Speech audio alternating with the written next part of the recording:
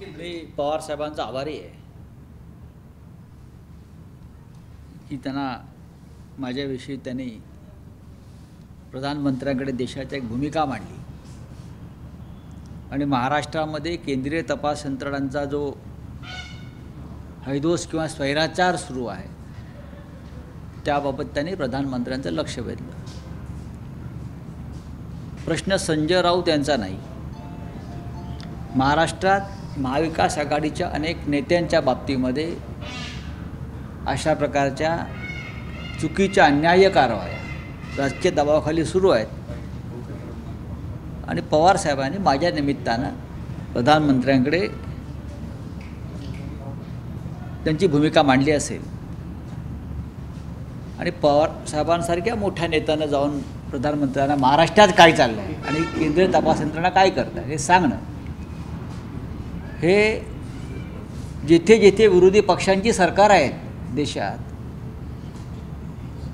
एका परीनं त्यांनी त्या सगळ्या राज्यांचं प्रतिनिधित्व आणि संपूर्ण विरोधी पक्षाचं प्रतिनिधित्व त्यांनी आज प्रधानमंत्र्याकडे केलं. तुम्हाला वाटतं यामुळे तपास यंत्रणांमध्ये काही फरक पडेल? नाही पडला तरी आम्ही घाबरत नाही ना. माननीय शरद पवार साहेब हे ज्या उंचीचे नेते आहेत, 50 वर्षापेक्षा जास्त काळ त्यांनी संसदीय राजकारणामध्ये सहभाग घेतलेला आहे, भाग घेतलेला आहे सक्रिय.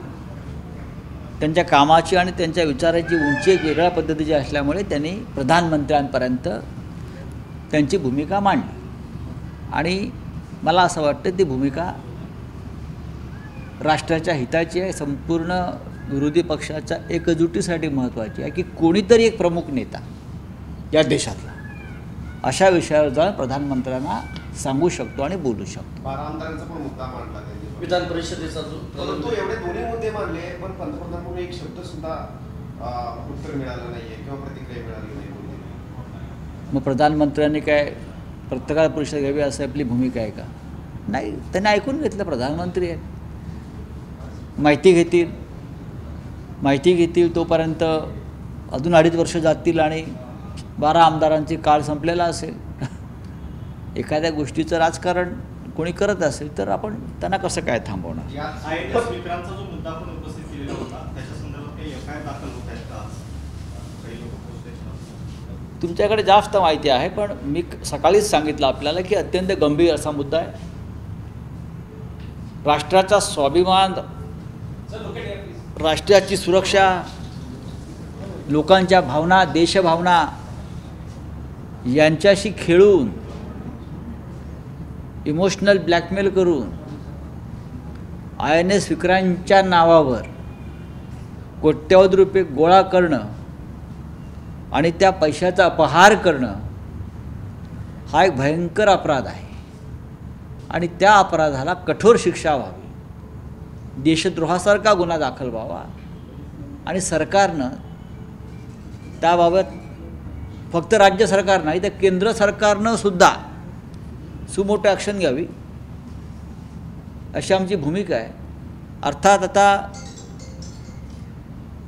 राष्ट्रीय बाण्याचे कार्यकर्ते ठिकठिकाणी महाराष्ट्रात जर तक्रारी दाखल करत असतील तर त्यांच्या भावना भारतीय जनता पक्षानं समजून घेतल्या पाहिजेत. आणि सकाळीच मी माननीय देवेंद्र फडणवीस यांचं वक्तव्य ऐकलं. INS विक्रांतच्या संदर्भात पैशाचा अपहार करणाऱ्या किरीट सोमय्यांची ते ज्या पद्धतीनं वकिली करत होते मला आश्चर्य वाटलं. स्वतःला प्रखर राष्ट्रवादी म्हणवणारे, हिंदुत्ववादी वगैरे म्हणवणारे हे पक्ष आणि त्यांचे नेते INS विक्रांतच्या संदर्भात केलेला घोटाळा, जो बोफर्स, राफेल, ऑगस्टा वेस्टलँड, बरं का, या घोटाळ्यांपेक्षाही मला अत्यंत गंभीर वाटतो. प्रश्न पैशाचा नसून प्रश्न राष्ट्रभावनेचा आहे. आणि भारतीय जनता पक्षाचे राज्यातले प्रमुख नेते, विरोधी पक्ष नेते या घोटाळ्याचं समर्थन करत होते. हे छत्रपती शिवाजी महाराजांच्या महाराष्ट्राचं दुर्दैव आहे. हिंदुत्वाचा नकली गदर करणाऱ्यांचं खरं रूप यातून बाहेर पडलेलं आहे. विक्रांत हा संपूर्ण देशाच्या स्वाभिमानाचा अभिमानाचा विषय असतानासुद्धा अनेक सैनिकांचं बलिदान त्या विक्रांतने पाहिलेलं आहे.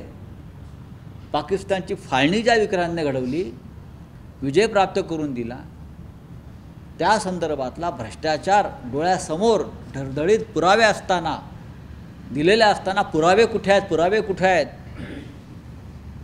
असं मूर्खासारखं बडबडणाऱ्यांचं समर्थन जर आमचे राज्याचे विरोधी पक्षनेते, महाराष्ट्राचे माजी मुख्यमंत्री, नकली हिंदुत्वाचे पुरस्कर्ते बाजू घेतात. पण सर, शरद पवारांची पत्रकार परिषद होण्यापूर्वी भाजपकडून अशी एक चर्चा पेरली गेली की मातोश्रीपर्यंत तपास यंत्रणा पोहोचले म्हणून शरद पवार हे पंतप्रधानांना भेटले. बघा, अशा पेरण्या किती केल्या तरी पीक येणार नाही. करू द्या ना पेरण्या, त्यांचं अख्खं आयुष्य याच्यामध्ये गेलेलं आहे ना. बातम्या पेरणं, कुजबूज करणं, करू द्या. या भेटीबद्दल वक्तव्य करताना भाजप नेते सुधीर मुनगंटीवार यांनी असं म्हटलं पवार मोदी भेटीवरती की शिवसेनेसोबत आमची जितकी कटुता आहे तितकी राष्ट्रवादीसोबत नाही. त्यांच्या नेत्यांची वक्तव्य गेल्या काही महिन्याभरातली माननीय पवारसाहेबांविषयीची समजून घ्या. विशेषतः काल परवा जे पक्षात आलेले आहेत नेते, मी नेते म्हणत नाही, त्यांनी माननीय पवारसाहेबांविषयी ज्या पद्धतीची वक्तव्य केलेली आहेत दुर्दैवी, ही समजून घ्या. सुधीर मुनगंटीवार हे महाराष्ट्राच्या भारतीय जनता पक्षाचे जुन्या फळीतले नेते आहेत. त्यांच्याबरोबर आम्ही फार जवळून काम केलं आहे, मी त्यांना ओळखतो. पण त्यांनी त्यांच्या भावना जरी किती असल्या तरी माननीय शरद पवार प्रधानमंत्र्यांना काय भेटले, काय चर्चा झाली, त्यांच्याकडे जी माहिती आहे त्यापेक्षा जास्त माहिती माझ्याकडे आहे. अमित शहाना म्हणलात की डोळ्यात डोळे घालून बोलू शकता काय, आंख में आंख डालकर. नाही, एक विषय असा आहे की क्रिमिनल प्रोसिजर अमेंडमेंट बिल जे आज आलेलं आहे, आयडेंटिफिकेशन, त्या संदर्भात त्या बिलाचा दुरुपयोग होणार नाही. या देशामध्ये केंद्रीय तपास यंत्रणा, पोलीस आणि कायद्याचा गैरवापर होत नाही आणि होणार नाही असं गृहमंत्र्यांनी सांगितलं. त्याचं मी कौतुक केलं. पण मी त्यांना एवढंच विचारलं, आपण जे सांगताय की कायद्याचा आणि केंद्रीय तपास यंत्रणांचा दुरुपयोग होणार नाही, हे तुम्ही आमच्या डोळ्यात डोळे घालून बोलू शकता का? पण अमित शहाने उत्तर दिले की तुमच्यात ही मत आहे का डोळ्यात डोळे घालून बोलायचे? मीच तो वरवून बोललो ना. त्यांनी माझं नावही घ्यायला घाबरले ते. पण तुम्हाला रोखलं गेलं सर. अहो, मला बोलूच दिलं नाही. तुम्हाला रोखलं गेलं. मी तर माझ्या भाषणात हिमतीने बोललेलो आहे, डोळ्यात डोळे घालून सांगा हे म्हणून. नाही, सभापतींनी म्हटलं की तुमचं बोलणं रेकॉर्डवर पण घेतलं जाणार नाही. हाच तर अन्याय आहे ना. हाच तर अभिव्यक्ती स्वातंत्र्य, संसदेचा अधिकार याचं हनन हे तुम्हाला स्पष्ट दिसतं आहे. माझ्यासारख्या माणसाला बोलू दिलं जात नाही, तरी हिमतीने आम्ही बोलतो आहे आणि बोलल्याबद्दल आम्ही अनेक कारवायांना सामोरं जातो आहे. देशाच्या स्वातंत्र्याचा नवीन लढा सुरू झालेला आहे, लक्षात घ्या. आणि त्यासाठी आम्ही बलिदान द्यायला तयार आहोत.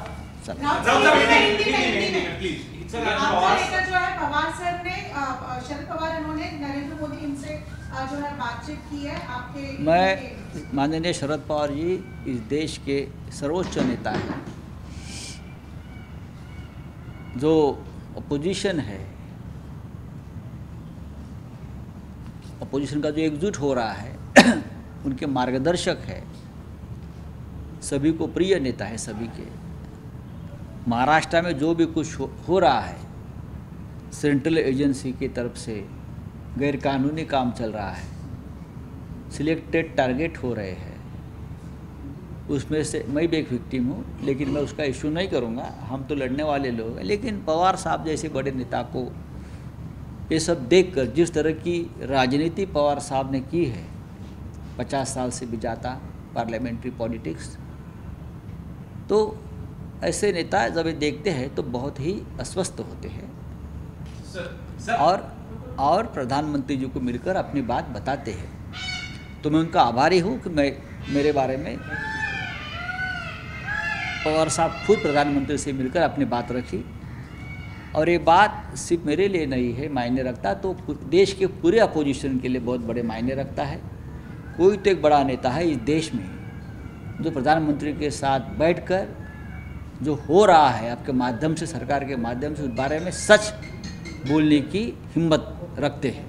सर, आप पवार साहब से एक सवाल हमने पूछा कि उनको यूपीए अध्यक्ष बनने का ऑफर मिला और उन्होंने टर्न डाउन कर दिया, जिस पे उनका जवाब था कि मैं इस भूमिका के लिए अभी तैयार नहीं हूँ।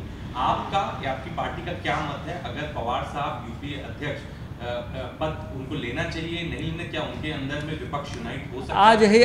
आज ही हम पार्लियामेंट में कुछ विपक्ष के नेता बैठे थे,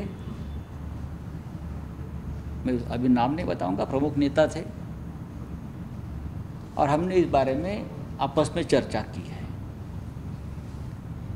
चलो किरीट सोमय्याला घेऊन हिंदीमध्ये INS विक्रांतवर allegations बताइए। सर, क्या आपने प्रधानमंत्री से मिलने के लिए कहा था, अपनी बात रखने के लिए कहा था? और सर नहीं, मैंने नहीं कहा। सर, INS विक्रांत मैंने नहीं कहा, लेकिन जब से मेरे ऊपर और मेरे परिवार के ऊपर गैर कानूनी ढंग से जो एक्शन चल रहा था, तब से पवार साहब, महाराष्ट्र के मुख्यमंत्री उद्धव जी अस्वस्थ थे, बहुत डिस्टर्ब थे, बार बार मेरे संपर्क में रहते थे। उन्हें मालूम था ये गैरकानूनी चल रहा है, ये दबाव की राजनीति है, धमकाने की कोशिश चल रही है मेरे और मेरे परिवार को।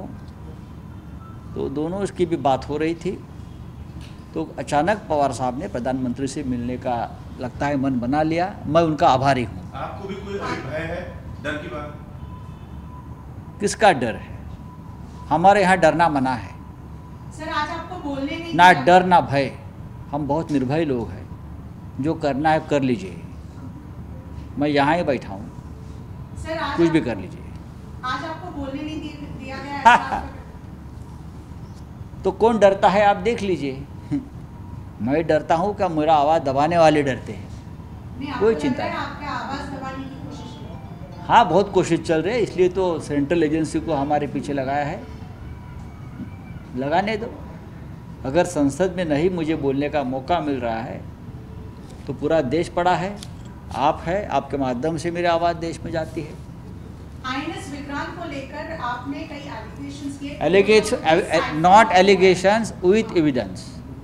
मैं सिर्फ एलिगेशंस नहीं करता हूँ। जब भी मैं बात करता हूँ मेरे हाथ में कागज़ होता है और जो एविडेंस होता है उसके आधार पर मैं बोलता हूँ। मैं हवा में बात नहीं करता हूँ। अगर कोई मानने को तैयार ही नहीं एविडेंस, तो ऐसे पागल लोगों से क्या बात करना है, छोड़ दीजिए। लेकिन कानूनन कार्रवाई होगी। चाहे तो जो आरोपी है, संदिग्ध आरोपी है उस मामले में, वो एंटीसिपेटरी बेल को जा सकते हैं। हम भी देखना चाहते हैं न्यायालय ऐसे देशद्रोही लोगों को क्या मदत करती है। सर, महाविकास आघाडीचे शिलेदार म्हणून जेव्हा इतर नेत्यांवरती कारवाया होत होत्या तेव्हा तुम्ही खूप पुढे येऊन सगळ्यांचा बचाव करत होता, पण आता जेव्हा तुमच्यावरती कारवाई झाली आहे तेव्हा तुम्ही एकटे पडले असं वाटतंय तुम्हाला? कशा करता? आज भेट घेतली पण शिवसेनेतून प्रखर आवाज येत नाही। शिवसेनेचे म्हणजे कोण? मी शिवसेनेचा नेता आहे। माझी अपेक्षा नाही की इतर माझ्या सहकार्याने यात पडावं, पण संपूर्ण आज आपण पाहिलं असेल पार्लमेंटला सगळे खासदार आंदोलन करत होते। महाराष्ट्रात ठिकठिकाण्यात आंदोलन झालं, हे मी सांगितलेलं नाही आहे। पण मला असं वाटतं ही लढाई लढायला मी समर्थ आहे। मला माननीय मुख्यमंत्री उद्धव ठाकरे, संपूर्ण ठाकरे परिवार, शिवसेना हे माझ्या पाठीशी ठामपणे उभे आहेत। माननीय उद्धवजींचा मला सतत फोन येतो आहे, त्यांचं म्हणणं आहे मी मुंबईला येऊन थांबावं। ते माझ्या परिवाराशी बोलत आहेत सतत सातत्यानं। काल मला प्रियंका गांधींचाही फोन होता, त्या दिल्लीत नाही आहेत, नाहीतर त्या मला भेटायला येणार होत्या, पण मी म्हटलं काही गरज नाही येण्याची। मला तुमच्या संवेदना आणि तुमच्या भावना मिळालेल्या आहेत ना। माननीय पवारसाहेब असतील, आमच्या सुप्रिया सुळे असतील, बरं का, काँग्रेसचे प्रमुख नेते, सगळ्यांचं माझे संवाद आहे या सगळ्या विषयात। आणि त्यांनाही माहिती आहे मी लढणारा माणूस आहे। तुमची शरद पवार यांच्याशी आता बातचीत झाली का पंतप्रधानांना भेटल्यानंतर? नक्कीच